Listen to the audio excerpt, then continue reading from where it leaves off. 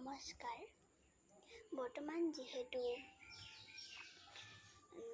ক'ভিডৰ ভয়াৱহ চলি আছে বাবে মোৰ ভাইটি ভণ্টি মোৰ সমনীয়া দাদা বাইদেউহঁতৰ স্কুল বন্ধ হৈ আছে, সেয়েহে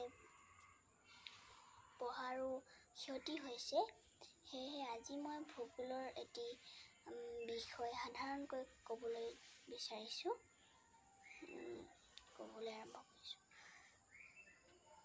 পৃথিৱীখন যিহেতু এটা কমলাৰ দৰে, এই পৃথিৱীখনত আমি মানচিত্ৰত চাবলৈ গ'লে কিতাপত আমাৰ ওপৰ ফালে উত্তৰ, তলৰ ফালে দক্ষিণ আৰু মই য'ত আছোঁ তাৰ সোঁফালে পূব আৰু এইফালে পশ্চিম।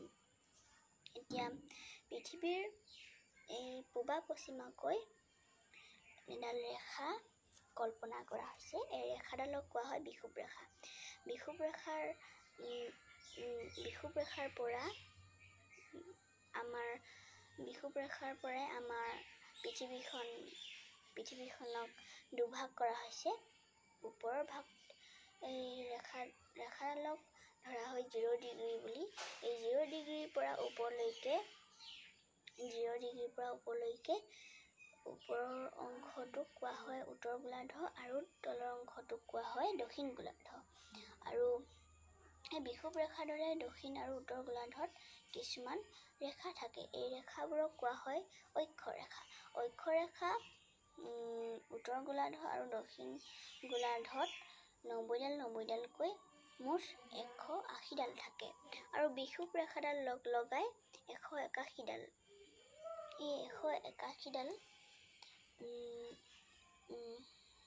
181ডালৰ মাজতেই আমাৰ 0 ডিগ্ৰীৰ পৰা 23.5 দুইটা গোলাৰ্ধতে 23.5 ডিগ্ৰীলৈকে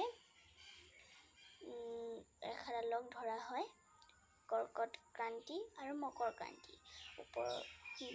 উত্তৰ গোলাৰ্ধৰ 23.5 ডিগ্ৰী ৰেখাডালক ধৰা হয় 23.5 ডিগ্ৰী ৰেখাডালক ধৰা হয় কৰ্কট ক্ৰান্তি ৰেখা। আৰু দক্ষিণ গোলাৰ্ধৰ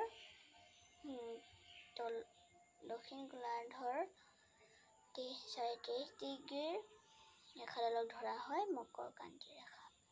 আৰু সূৰ্যৰ পোহৰ